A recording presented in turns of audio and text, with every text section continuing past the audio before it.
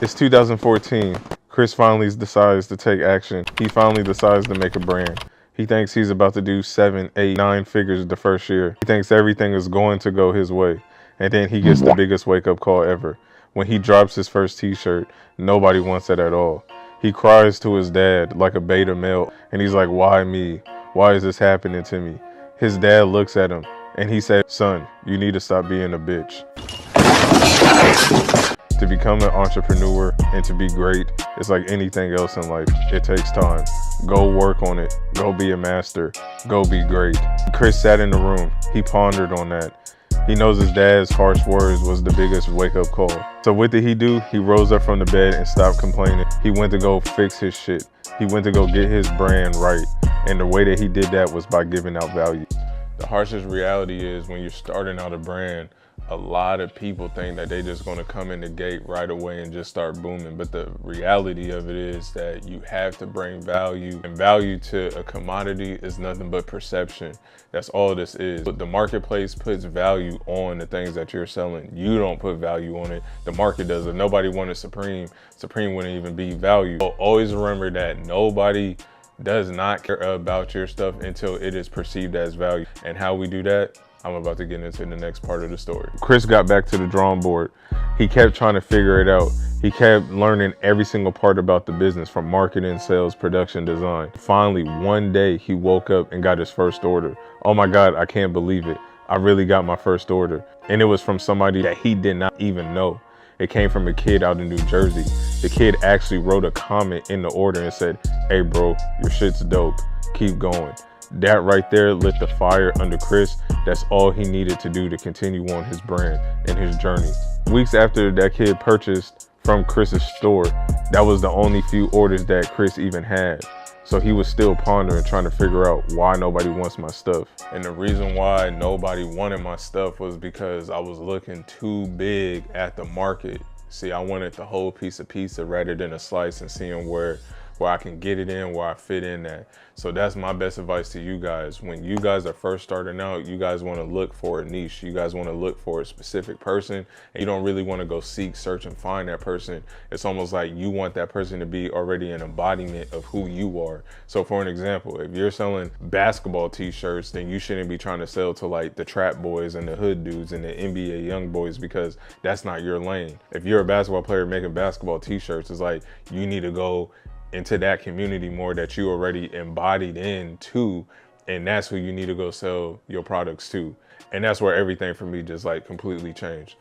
Let's get back into the story. Rather than looking for a niche to go after, he just looked at his lifestyle at the time, which was the underground scene. He listened to a bunch of artists like Maxo Cream, Suicide Boys, Ski Master Slump God, Ghostmane, Puya, and more. And during that time, the scene was so fresh that Chris sat there and pondered, well, there's not even any brands for these type of artists.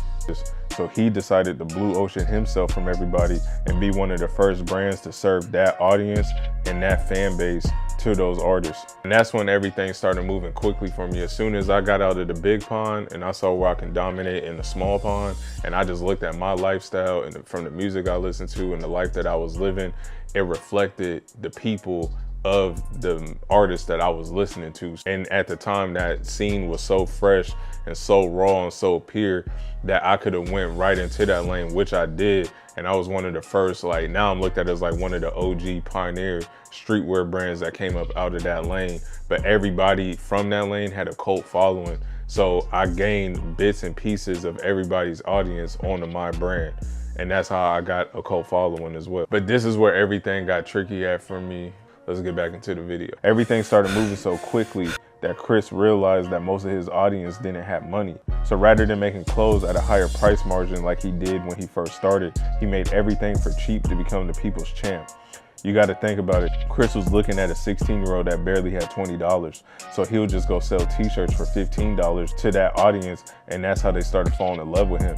But as the community grown over time, he started slowly but surely raising up the prices, and that community that started with him when he was first starting out in 2014, 15, 16, they have now built with him all the way to 2023.